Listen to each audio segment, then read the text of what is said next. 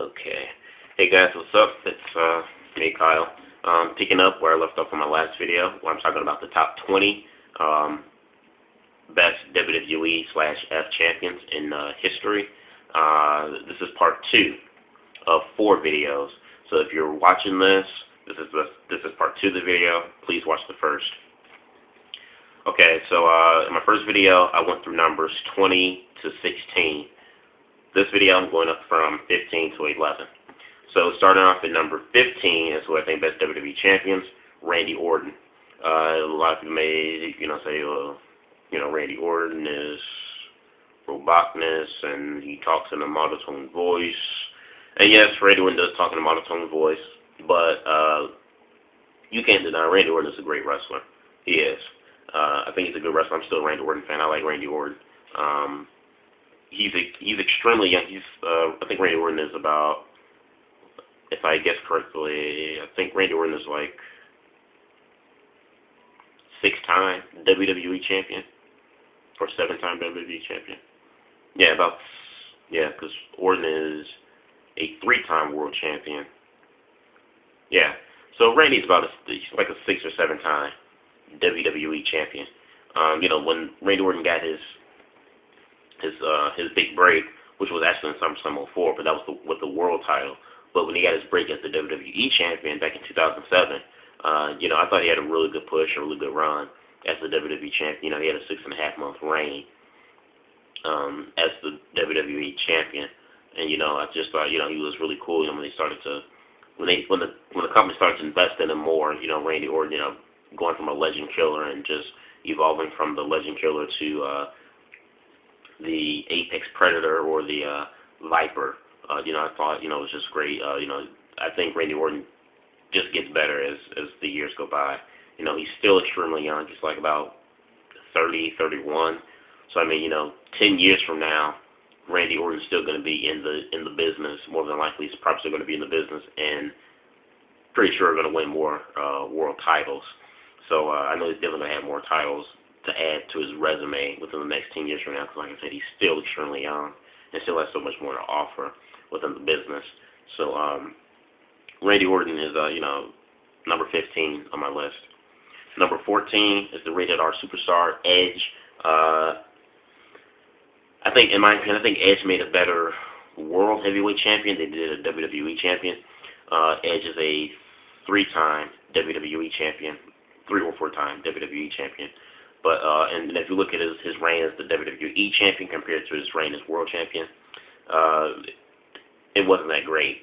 But I guess one thing I liked about Edge was that when Edge got his first big break, Edge was the first person to cash in the Money in the Bank briefcase. And when he cashed it in on John Cena back in 2006 at the New Year's Revolution pay-per-view, it was just awesome, because it's like, wow, Edge is finally getting this big break. And he was just this sneaky, what was the word they're using? The sneaky ultimate opportunist, that he was. So Edge is number 15 on my list, and I liked it when he took the spinner belt from Cena. He just put an R on it, and it was even rumored that when Edge became WWE champion, that they were going to have a specially made custom belt just for Edge. Not the belt where he took John Cena's spinner, just slapped the R on it. Not that one. It was going to be an entirely different belt.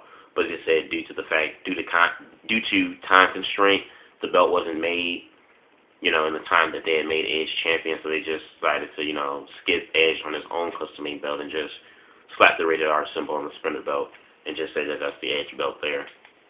So so Edge is number 14 on my list. Number 13 on my list. You guys will definitely, this is definitely going to be controversial, but like I said, you have to give credit where credit is due. 13 on my list is one of the best WWE champions, John Cena. I'm not a John Cena fan. I'm not a John Cena mark. I was more of a John Cena fan when Cena first came out with the rapping and the basic thugonomics. When he started to tone that stuff down and appeal towards more kids and become more cheesy, I stopped being a Cena fan. But like I said, the reason why he's on this list is because you have to give credit where credit is due. For the past 6 years, John Cena has been the number one guy within the WWE. He still is the number one guy in the WWE. He sells the most merchandise. in that company. And yes, kids love him and he appeals to so many kids. But if you do a survey of who watches wrestling the most, you'll find out more kids, the demographics, more kids are watching wrestling today than there are teenagers or young adults. So, and like I said, he's the only guy that's selling the most stuff out of the company. So you have to give credit where credit is due. John Cena does work hard. As much as I don't like his character, I do think he's a nice person in real life. But I just don't like his character. I think his character is very cheesy. But all in all, like I said, you have to give credit where credit is due. John Cena has paid his dues. For the last 6 years, he has been the #1 guy within the WWE. He's a 9-time WWE champion now. 9-time WWE champion now. And like I said, every championship match that Cena's been in, every WWE championship match that's always appeared, in WWE for the last, 5-6 years, Cena has been in that title picture. For the last 4 or 5 WrestleManias, Cena has been in championship matches and has won them all. He really is. I really do consider him the modern Hulk Hogan. He really is. Just the fact that how he headlines so many WrestleManias, the WrestleManias that he headlines are all title matches, and he's won except 2 WrestleManias, which was WrestleMania 27 and 24. He did win those. He didn't win the championship on those pay-per-views, but he still headlined the biggest Super Bowl pay-per-view in professional wrestling. So John Cena is number 13 on my list. Number 12 on my list is Mick Foley. I really like Mick Foley a lot. Mick Foley wasn't the best wrestler, I would say, in the whole world. I never thought Mick Foley was a great wrestler. But the fact that, like I said, his character was just so charismatic, and, you just loved Mick Foley. He was crazy and psychotic, but, he was happy, to be psycho and crazy.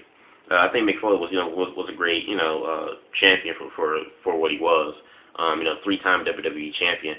I consider Mick Foley probably, the true hardcore wrestler to become WWE champion.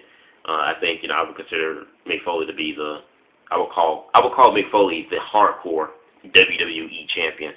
So Mick Foley is number 12 on my list. Number 11 on my list of greatest WWE/F champions, Randy Savage, Macho Man. Oh yeah, Macho Man was just a great guy. He was another guy in the 80s, along with Ultimate Warrior, where I really just like their characters.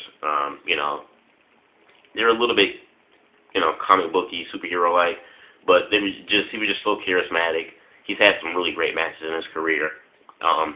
Savage was two-time WWE champion.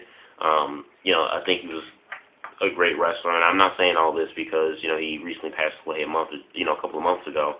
But like I said, I'm not missing any things because, or he's not even on top of my list. Because, like I said, because he passed away, that's not the case. I'm legitimately saying this because I was a fan of Randy Savage, Macho Man, and I did think he was that darn good on the mic as well as, in-ring skill ability.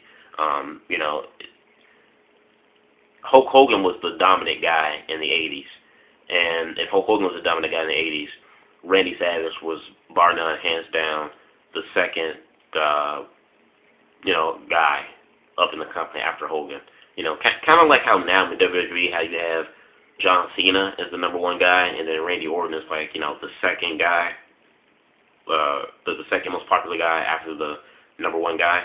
It's the same thing with Randy Savage. If it wasn't for Hogan, I have no doubt in my mind that Savage probably would have been the number 1 guy within the WWE. He was just that darn good. I really love his character. He's had some great rivalries. And Ron as WWE champion 2-time. So this is